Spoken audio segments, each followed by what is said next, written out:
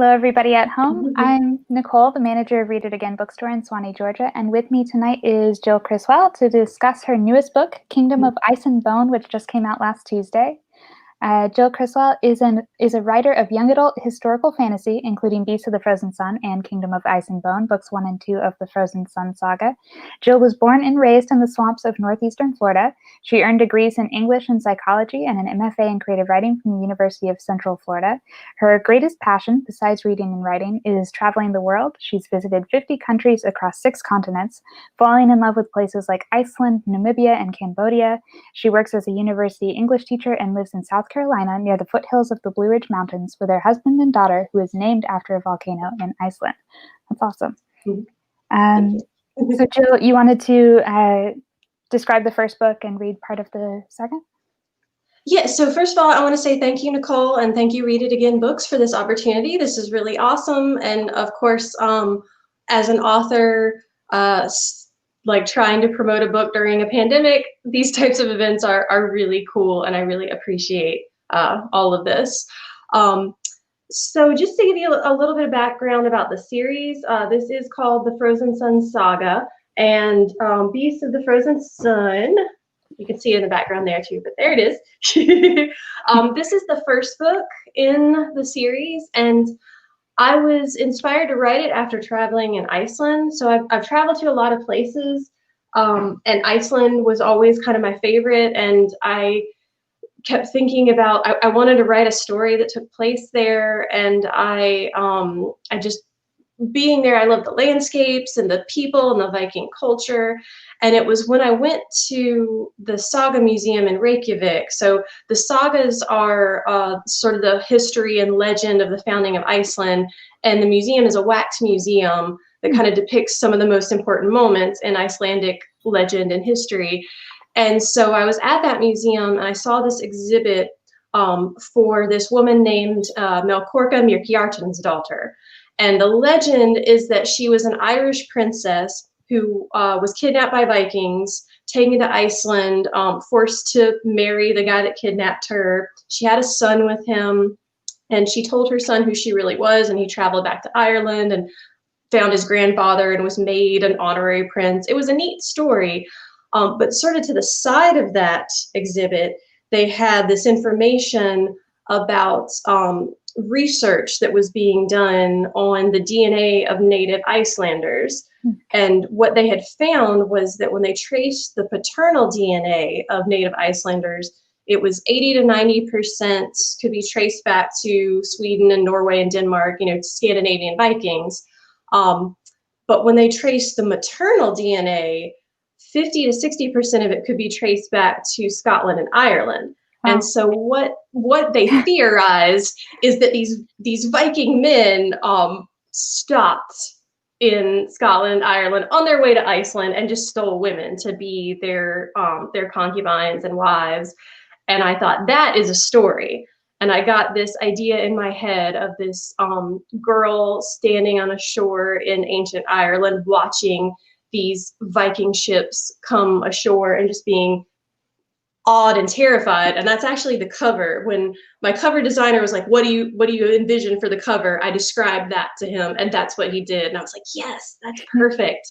So for those of you who haven't read Beasts of the Frozen Sun, or if it's been a while since you read it, a quick recap. Lira is our heroine, so she's on the cover. She lives on an island called Glasneth, which is based on ancient Ireland. She has the magical ability to read a person's soul. So she can touch someone and she can see into their soul and see all the good things about them, all the bad things, any crimes they've committed. So she's used kind of as a judge in her clan, and because of that, she's mistrusted and feared a little bit.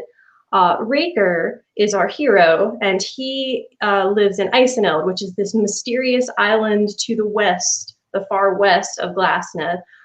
He's kind of been drafted reluctantly into this warlord's army, and the warlord Draki has ordered him to go attack Glasneth, and specifically Lira's village, because he wants to eventually conquer all of Glasneth. So Reyker sails to Glassneth and meets the brine beast, which is this sea monster that lives around Glassneth, and it attacks his ship. The ship sinks, it eats his comrades. He's the lone survivor, and he washes ashore, and Lira finds him and saves him. And that starts this weird sort of alliance that then becomes a friendship that then evolves into a romance. And they find themselves in the middle of this war between Draki, the warlord of Exiled, and the clans of Glassneth. And so not to give away too much, but in the end, it looks like Draki might win. He has done some damage to Lyra's village, and she's been forced to run. And the only way she survives is because she's actually been infected by these fallen gods who used to be some of the gods who had helped create Glassneth and watched over it. There was a war between the gods. They were imprisoned. The losers were imprisoned in a dark nether realm, and they want Lyra to help them get out. So we pick up in Kingdom of Ice and Bone, like a week after where, a week after where Beast of the Frozen Sun ends. And I'm gonna read part of a chapter, and I worked really hard to find one that didn't have too many spoilers. So the only kind of spoiler is that eventually Lyra and Draki are going to come together in sort of a prisoner sort of way, like I described what happened to Melkorp and Mirkjartan's daughter, that he has sort of taken her captive and is wanting her to be his consort. And so that's where we're going to start with this part of the reading. The warlord took me to an unmarked building, this one with a high roof, and inside was a large open area, bigger than the barn. The room's floor was made of cool black sand. Weapons lined the walls, but it was not an armory. We call this the blood ring, Draki said. Is this where you train your warriors? Warriors train outside, even if the snow is deep or the rain is heavy. The blood ring is for sport and entertainment, but you and I will train here in a contained space. Train? To fight? He walked in a wide circle, digging his boot heel into the sand as he went. Everyone of age in Dragon's Lair is required to train. They must know how to defend themselves and their home from an attack.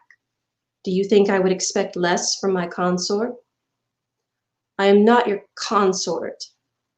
It would have sounded bolder if my voice hadn't cracked like an egg on that last word. Yet. Draki completed the circle. He'd not even paid attention as he made it, but the ring was as seamless as if it had been drawn by an artist or carved by nature's hands. The haloed heart of a flower, a corona encompassing the sun.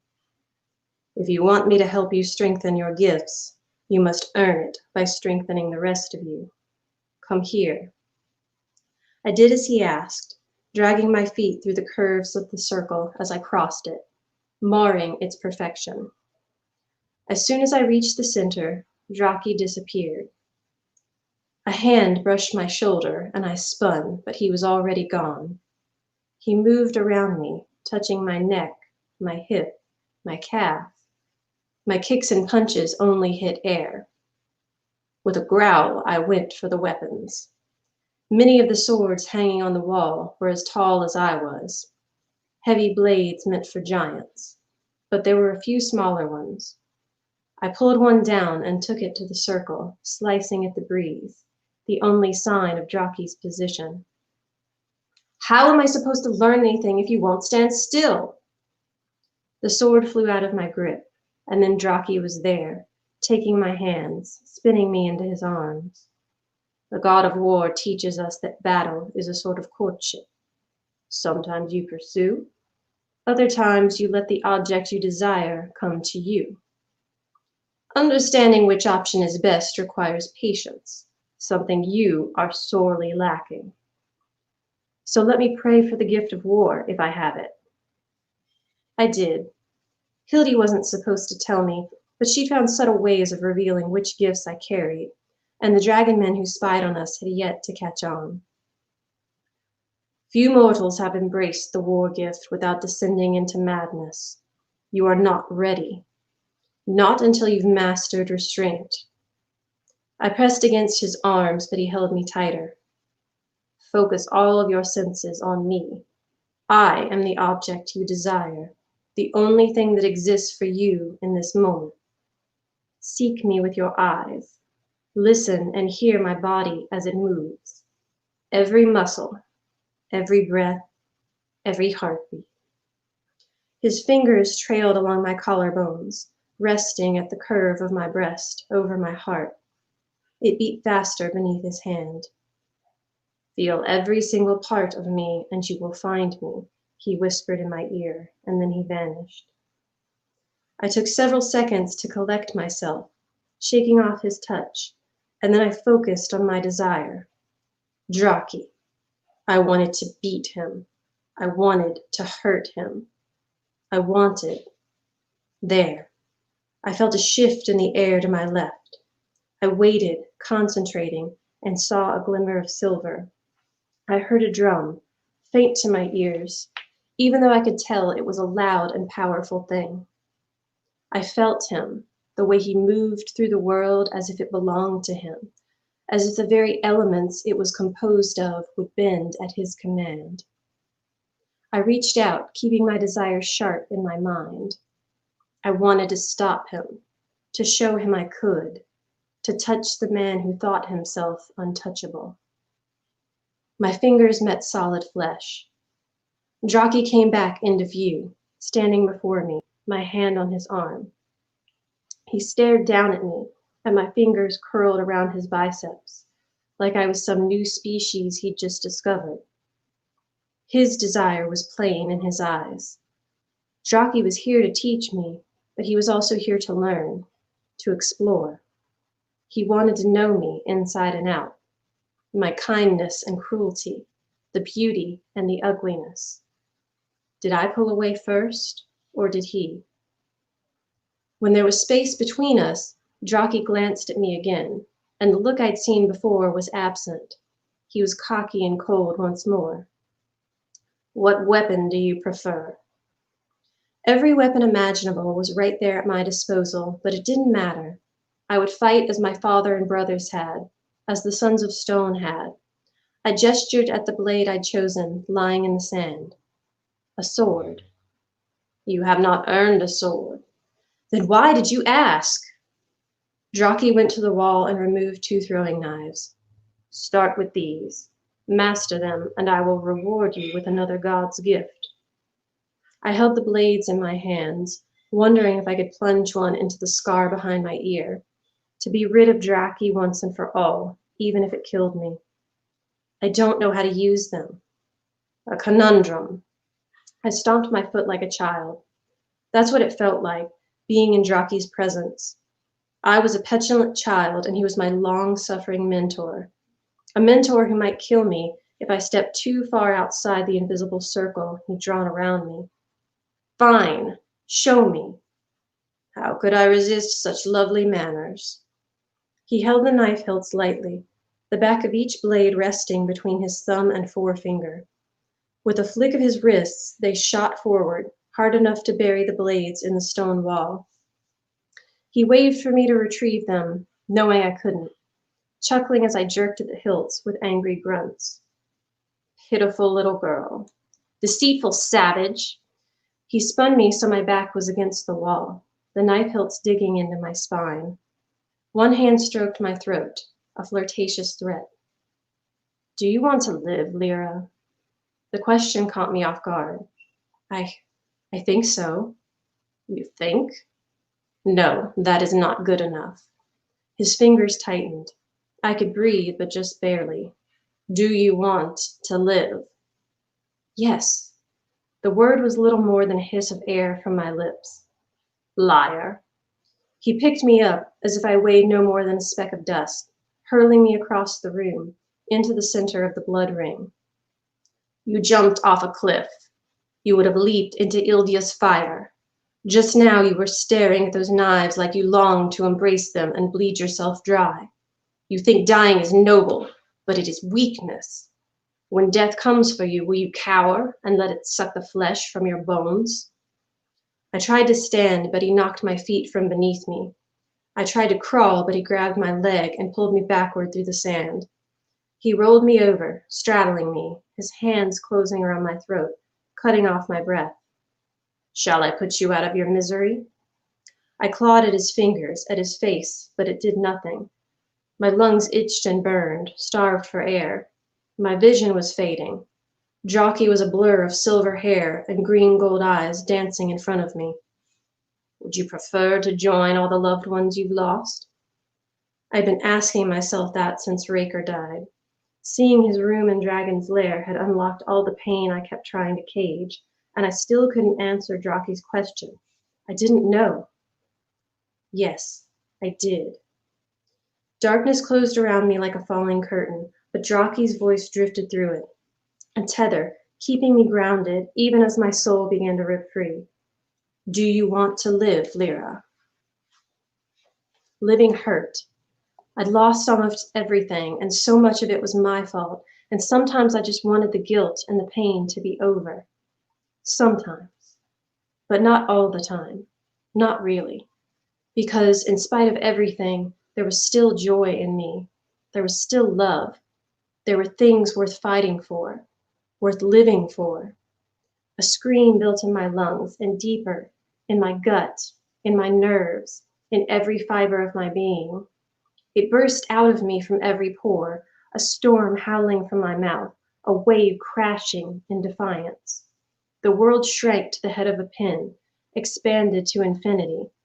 I was floating in a sea of stars, flying over Glassneth, over Iseneld, over 1,000 unknown lands I'd never heard of but wanted to explore. I saw a girl standing in the blood ring in Dragon's Lair, her back to a wall.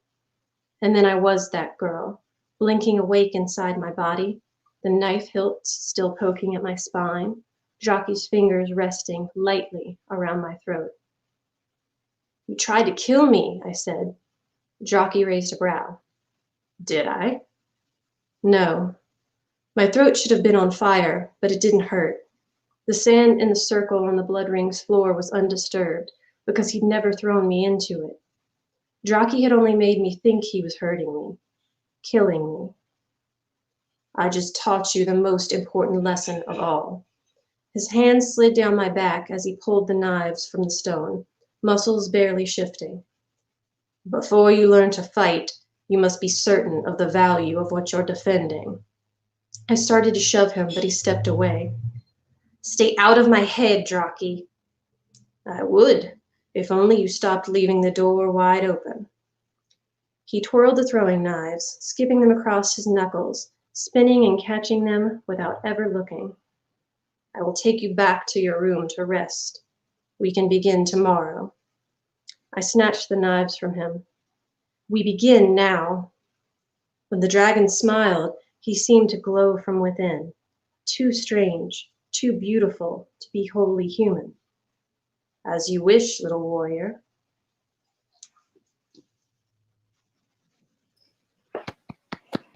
Thank you. That was a lot of fun. I'm not quite there yet in book 2 yet, so it's something to look forward to. Since I don't know how book 2 wraps up, are there more books in the series planned? Yes, so there's 3 altogether. So the next one, which will probably be released fall of 2021, is going to be the final one. So, and that will wrap everything up that's kind of left.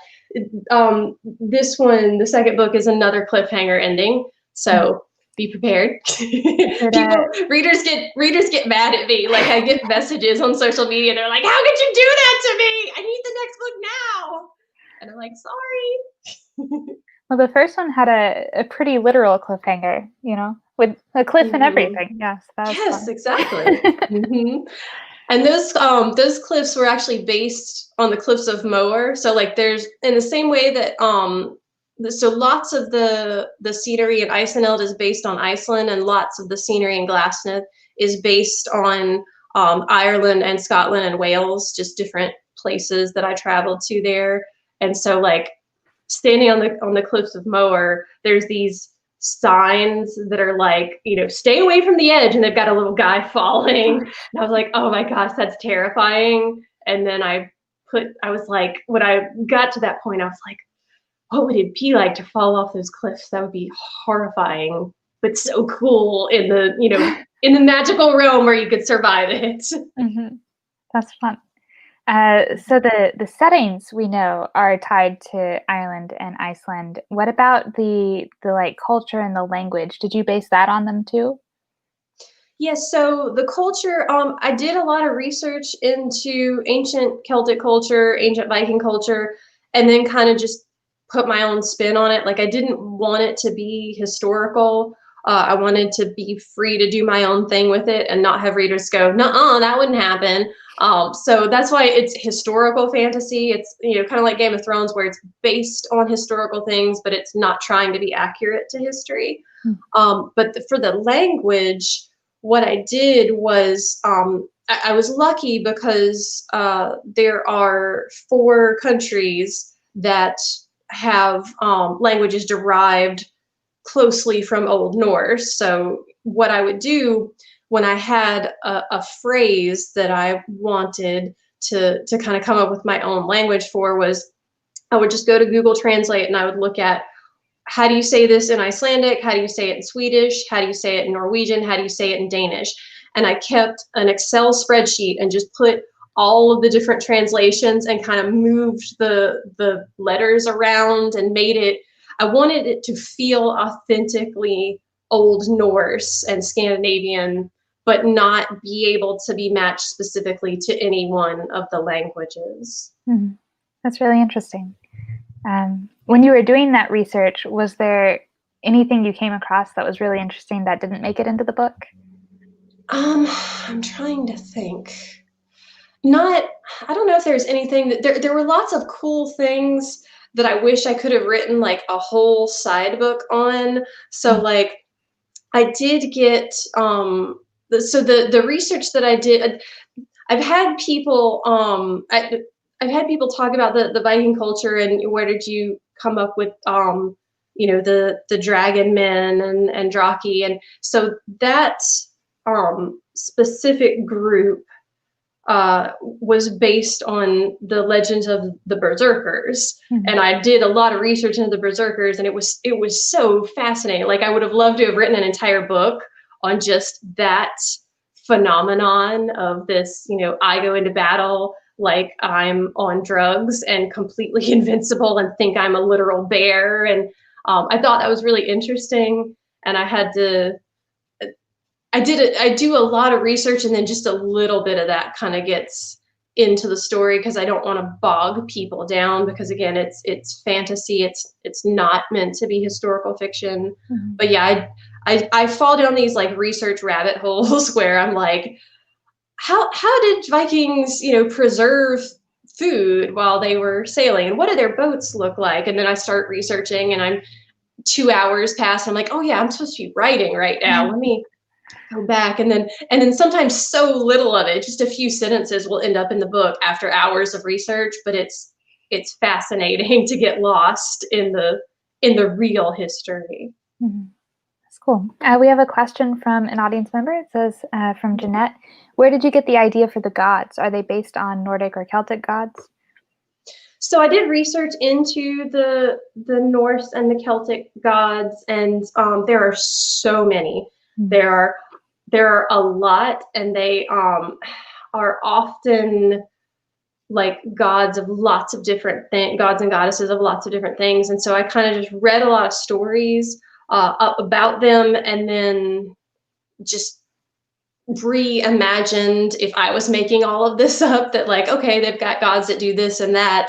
And so I kind of just, as I was writing the story, would go, oh, this is a moment where they might reflect on the gods. So like, they're out and it's nighttime and they're looking at the sky and they're like, oh, so who's the god of the moon? And then I take a little bit of time and I research the gods of the moon in the actual Celtic mythology, and then kind of make up my own version. And so that's kind of what the historical fantasy does, is just, you know, the reality of it, and then you kind of just go, okay, I know that, I'm throwing it out, I'm doing my own version that's in the same spirit, but my own thing. So that's really cool.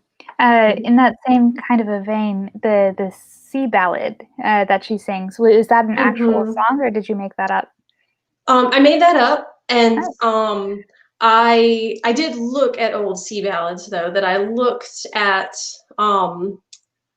what did they sound like, what did they say, and I was actually I was really inspired by the, I can't remember if it's, I think it's the final Hunger Games book where it has the song about the hanging tree, and I loved that. Like, it's a small moment, but you get so much about what is this world like from that song. I was like, I want to do something like that.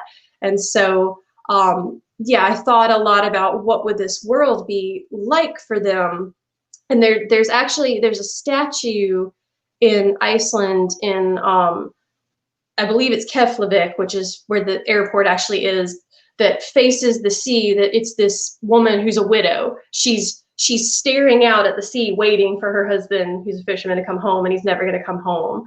And so I kind of like captured that feeling of, you know, what does that feel like to live in a place where you have to be on the sea to make a living, but the sea takes so many people. And I just sort of channeled that into that song. And the audio version of the book, the narrator, there's a female narrator for Lira and a male narrator for Reyker, and the woman, Alana Kerr-Collins is her name. She's actually Irish, and she sings the song, and of course she's a classically trained singer, and so it's beautiful. Like, I listened to it and I was like, oh yes, that's perfect. So that was really cool to like hear my song that I wrote come to life through her beautiful voice. That does sound really cool. Now I kind of wish I had the audiobook. Yeah. If anyone does want the audiobook, they could get it through Libro.fm that supports indie bookstores like ours. But one of the things that I was surprised by in your book was, or in book one especially, was the number of times that Lira returned to her village. I feel like so often, like, a character will begin in a small town location and then leave it and never come back, but she like kept being pulled back in. Could you talk about the character's ties to place, or why you shaped the plot that way? So when I initially started writing the book, I thought that I would be in Glassness the first half, and then Lira would get taken to Eiseneld. And it actually, as I was writing, it didn't work out that way. The story, for me, when I write a story, especially like the first book in a series, it's like I'm just setting things up. I have ideas of where I want it to go, like big picture things, but I often don't know the smaller details. How are we going to get from point A to point B? And so I wound up having a lot more characters and a lot more conflict in Glassness and in Stony Harbor than I expected. And so by the time I got to the middle of the book, when they were supposed to be going to Eiseneld, I was like, I can't do that. I need the whole rest of this book to just tie up what's already started. And so that was an interesting thing to see happen, to see the world building get so much bigger than I thought it was going to get, and need a whole book to really have the things unfold in the way that they needed to. But I kind of like that Lira, she wants very badly to get away from her home and explore and live her own life, but she also feels very tied to her home. That, you know, she has this whole speech that she gives Reyker when he's trying to tell her she and her people need to leave before Draki gets there. And she's like, no, you know, my ancestors were made from, you know, our bones are the rocks and our blood is the water here. And that she's very, like, just physically and spiritually tied to this place. And so as much as she wants to leave it and go see other things, she also is tied to it in a way that she loves and hates. That she loves these people, she loves her her clan, even though lots of them don't love her, that just this feeling of responsibility, like I'm the one who was given these powers by the gods. I have to stay and protect them, and I have to especially protect the people that I love, even the ones who turn against me. And I liked that, you know, her being torn by her loyalty, like her you know, self-preservation versus her loyalty. Mm-hmm. Yeah. And it worked out because then we get the map of Glassmith in book 1 and the map of Iceneld in book 2. So I like that. We have another comment from Shannon Gold who says, what was your favorite part to write in your book and which was the hardest? So favorite part, so for the first book, there's a scene where there's a fight in a cave, and I really liked that scene. That you know, that was a really fun scene because there's like fighting, and there's this, you know, character named Oliver who I'd created, who was just meant to be a minor character, and I wound up really liking him and thinking he was cool. And so this scene between Reyker and Oliver that has been coming for many, many years, you find out they have history, and then Lira kind of being in the middle of it and being involved in that fight, like she, you know, she's not just a passive victim, she gets to stand up for herself. And then there's some romance there, that like it was a mix of all the things that I like. And I still, when I read that scene, I'm like, yeah, I really like that scene. Like it was so fun to write, and I still like feel like it captures all the elements that I you know, felt drawn to write about. In the second book, just the whole journey across Iceneld was so much fun to write, that I have been wanting to write about, you know, a place that looks like Iceland for so long. And like I said, I thought the first book was going to be that, and then it wasn't. And then as much as I loved writing about Glassnith, I was like just so ready to get to Iceneld and be able to describe this new place that is based on this country that I really love. And so from the moment Lira steps foot in Iceneld, like the writing just flowed. Like I was like, I want to include, she's going to pass by this place and that place and that place, and it's going to look like this place in Iceland, and like, you know, her whole journey.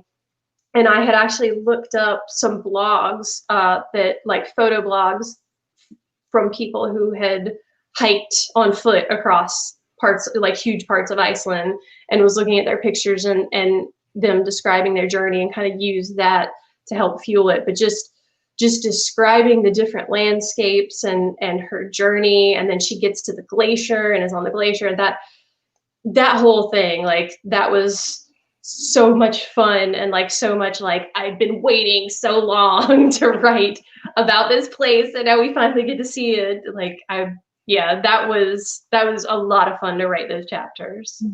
Hardest, yeah, I think. Oh, go ahead. I was just gonna do the second part again, the hardest part. Yeah, I forgot about her. So honestly, hardest, like when people say hardest, I'm not sure whether they mean like emotionally, but like emotionally, I actually love torturing my characters. That like people will say, oh, was it hard to kill off this character? And I'm like, no, I loved it. Like, you know, it's not like I want to see a character die, but like the emotional, like writing those scenes, I love writing those scenes because I feel so connected to the characters and what's happening and their struggles. The hardest things for me to write are the slower scenes. Usually it's like when people are traveling from one place to another and not a whole lot is happening. And I actually got called on that in earlier drafts of the first book, that I would have, it's like, okay, Lyra's going to leave her village and travel to this other village. And it's like, okay, they got on the horse, they rode for a while, and then they were there. And my readers were like, well, but what did it look like? And how long did it take? And where did they stay? And I was like, no, I don't want to write about those things. that's slow with details, you know, just bogged down in the landscape and stuff. And I want like fight scenes and romance. And so those are actually the hardest ones, when it's connecting 2 points when not a lot happens in between. Those are the parts where I'm writing and I'm like, oh, I just want something to happen. Let's just get through this to the next cool thing that happens. Mm-hmm. Yeah, that makes a lot of sense. Transition would Mm-hmm. definitely be tricky. Mm-hmm. One of the things I noticed is that there are sibling relationships at the heart of a lot of the conflicts in this book. Do you have siblings, or Mm-hmm. where did you draw inspiration for that from? I do. I have a sister. And I thought it was kind of strange initially that I wrote this character who has two brothers, because I don't have a brother, but I've always been a tomboy, and I grew up um, having more guy friends than girlfriends, and so I actually do kind of feel like I have a bunch of brothers, like just close friends who are guy friends who I've hung out with, since I was a freshman in high school, and just that kind of feeling of having these people who you have this weird relationship where um, you can have a friendship with that person, but there's also this deeper, like, I'm going to tell you the hard truths that you don't want to know, and I'm going to try and protect you sometimes even though you don't want me to. And I thought that was a really interesting dynamic to have, that she's got her two brothers and she's got the older brother who's overprotective and doesn't really care what she wants. He just wants to keep her safe. And then the younger brother, who is actually her friend, who wants that emotional connection with her, and she, that they play two different roles in her life, but she loves them both and is struggling with, being separated from them. Mm-hmm. Yeah, and then there's like Torin and Maddock and Jockey and Mm-hmm. his brother. Mm-hmm. So there's a lot of siblings. It was interesting. Yeah. Uh, Mm-hmm. Another one of the elements of your book that I found interesting is it alternates between Lira's and Reyker's points of view, but Lira's point of view is in first person and Reyker's is in third. Why did you differentiate them in that way?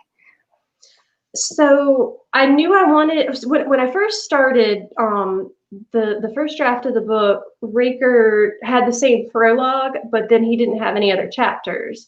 And so I wrote the book, and it was actually my agent who was like, oh, you should give him some more chapters so we get to hear his voice. And I was like, oh, that's a great idea. So I started them in third person because I felt like this was Lira's story, and Reyker was an important character, but we weren't inside his head the way we were inside her head. So initially it was in third person, and then at some point I changed it to first person, and had someone read it who was like, I don't know if I like this as first person, like switching back and forth from them both being first person. So I switched it back to third person, and I still like debate about which would have worked better. But I think it's pretty cool. And at the time that I wrote it, there was only one other book that I'd ever read that did that, and that was Carve the Mark by Veronica Roth. And like, I had already started doing it, and I was thinking, oh, no one else has done this. And then I read her book and I was like, oh, she's done it, but she does it so well, and I can do it well too. And so I think it's an interesting way of playing with narratives that I had always felt like you have to be first person or you have to be third person. But I'd read a lot of books where people were breaking rules, and I thought, I'll break the rules too, and it'll make it more interesting.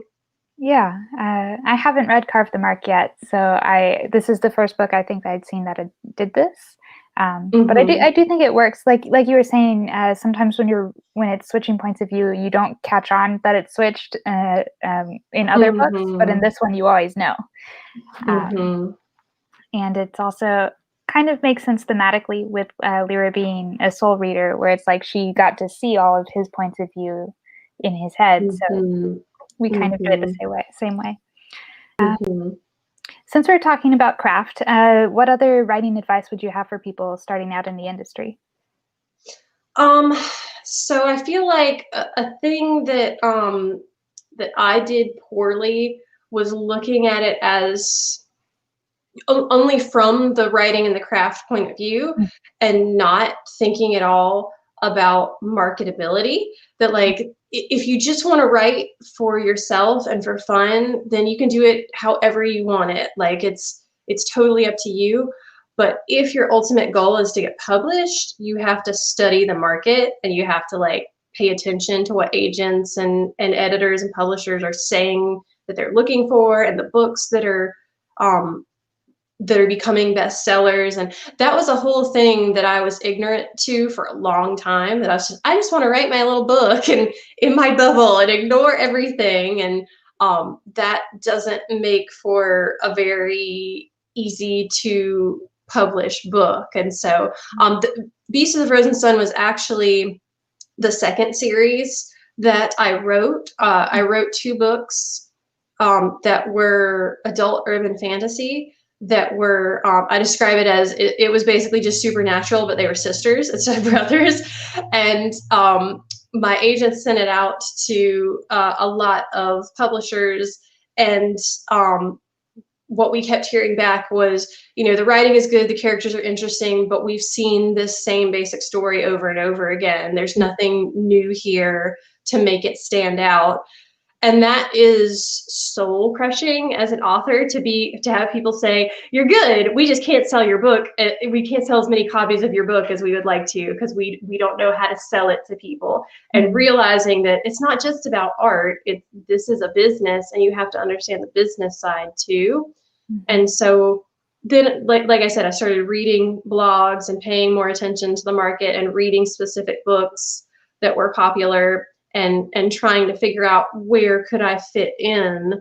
And that was extremely helpful as far as looking at myself, not just as I'm just going to write for fun, but as I want to try and make a career out of this. Mm-hmm. So you mentioned you had an adult urban fantasy series that you had worked on previously. Do you have any other series in the works, or ideas for what you're going to do after this saga? So I've got 1 book written. It's like the first book in another young adult fantasy series that I feel like needs another revisit. But I'm pretty happy with it so far. I just need to tinker with it a little bit more. And then I have another book that I'm sort of halfway done with, that I want to do more with. That so I'm getting my edits for the final book in the Frozen Sun saga very soon. And so I've like put everything else on hold until I'm done with that. But once I'm done with that, I've got some, I've got 2 other other projects that I'm working on that I'm really excited about, that I'm hoping I can get those polished enough so that they're ready for the world and in the not too distant future. Awesome. So I guess coming back to this series, one of the core dilemmas in it seems to be about like who is good or evil, and there's no real clear answer that I've come across. And like multiple times, I think with like Tauren and with Madoc, it asks the question like, does it even matter what their intentions are? Could you talk about what it's like writing characters with questionable morality, and why you chose to have that struggle at the heart of these books? I love that idea. That when I've talked to people before about writing, I like to talk about it as, especially like with your heroes and your villains, that I don't like it to be straightforward. I like my heroes to be dark, which if you've read the first book, that you'll see that Reyker is a very dark character. And I love that. I love the tortured hero who's, who needs to be redeemed. And then I like my villains to be layered as well. And I like villains who you think they're villains at first, but if you looked at it from a different angle, you're not so sure. I had a reader compare Draki in the second book to Thanos, and I was like, yes, that's the kind of thing that I'm going for. That like, of course he's awful, but if you dig deeper into the reasons why he's doing these awful things, you'll find that his motivation is not necessarily as awful as it appears on the surface. And that's one of the differences between the two books. Is in the first book, I like to describe Draki as being like the cartoon mustache twirling villain who's like, ha ha ha, I'm just here to be evil.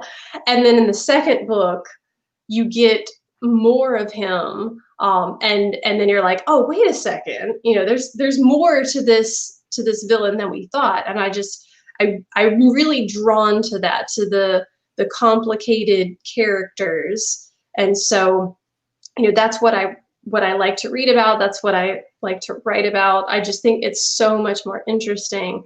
And then Torin was another one who I thought was that I struggled to write him because I wanted so badly for him to be good and bad. And it was hard.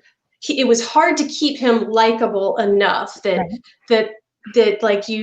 I wanted it to be like he'd made this terrible choice. He decided that power was more important to him than family, and it was a terrible choice to make, but it's not all his fault what's happening to him, and there's still some humanity in him. And so it was hard to get that out, but those are the kind of characters that I just think are so fascinating. Mm-hmm. Yeah, I hadn't thought of the Thanos comparison, but I was thinking, I guess Draki and Lira kind of reminded me of like the Grishaverse, if you've read that trilogy, like that relationship with the villain. Speaking of other books, Shannon Gold says, what are you reading right now?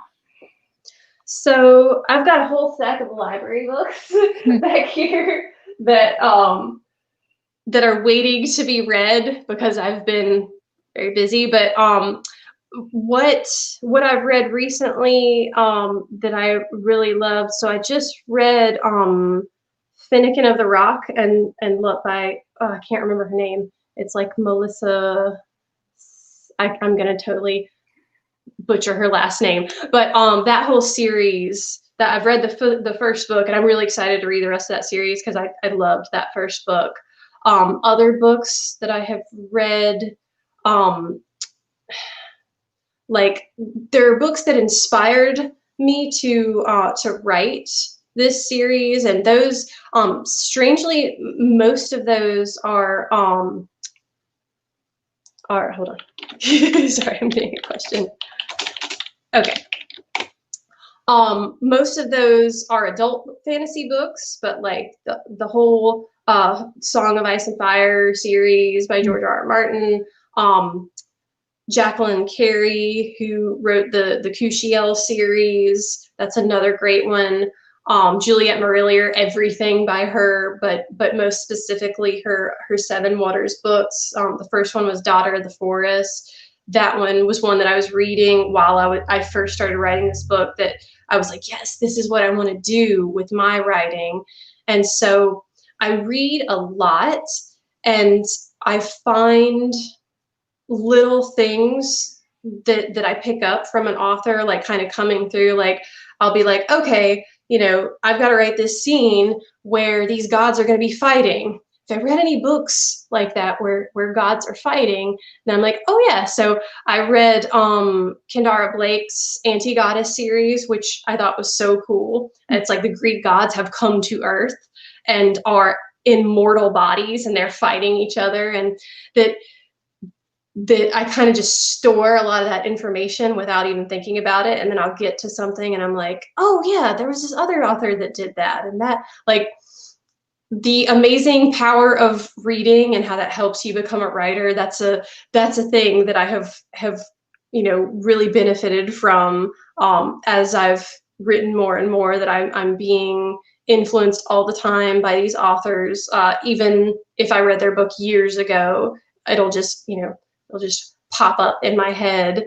But there are so many books that I love, and I don't have time to talk about all of them, but those were the main ones that inspired me to write this book. I had a Goodreads reviewer who called Beast of the Frozen Sun, she said it's the love child between Juliette Marillier's Daughter of the Forest and Adrienne Young's Sky in the Deep. And I was like, yes, that's perfect. Because that was another book that that one came out as I was finishing up writing the first book. And I was like, yes, I love this. This is so like on that same level of what I'm trying to do. Mm-hmm. Piggybacking off of that, who were some of the authors that you read when you were growing up? So I think the first book that I read that I really, really loved, and it probably is what started my love of reading and writing fantasy and sci-fi type stuff, was Madeleine L'Engle. So A Wrinkle in Time, like I read that book and I was blown away that I think I had never read a real fantasy sci-fi book before that. And I didn't realize that you could do that in writing. I was like, this is so cool. So yeah, that one and that whole series that she wrote, A Wind in the Door, Many Waters, The Arm of the Starfish. Like I read all those books and just loved that whole world that she had created. And then there were several others that I don't always specifically remember the names of the authors, but books that I remember reading and loving were like Island of the Blue Dolphin and Number of the Stars. These books that I would read, and then I would be just so like it felt like these characters were real. Where the Red Fern Grows, Bridge to Terabithia. So I like to tell this story about after I read Where the Red Fern Grows and after I read Bridge to Terabithia, I cried for days because I was like, you made me love these characters and then you killed them. And then now I kill my characters off and I'm just as evil to people. It's true. But I was going to say, but you haven't killed any of the animals, like in Red Fern Grows, but I think some of the horses did. There's one horse, yeah. Yep. There's one horse that dies in the first book, and I got some like hate reviews for that. and I've talked to other authors who've been like, you can kill as many humans as you want, but when you kill an animal, that like readers are not happy about that. Yeah. But you saved a different horse, so it balances out. Yeah. Yeah, and that horse, I was originally going to kill that horse off too, and then my agent was like, no, don't kill off both horses. And so that horse actually kind of took on, like, became this real character that I think you're kind of rooting for, and I thought that was a really interesting thing to have this animal who's been as touched by the war and the gods as the humans have been. Right. And then having all of the humans react to that animal being weird. Yeah. Jeanette has another question asking, are you working on or thinking about writing another series? And you mentioned that you'd written like half of a book. Is there anything you can tell us about those series?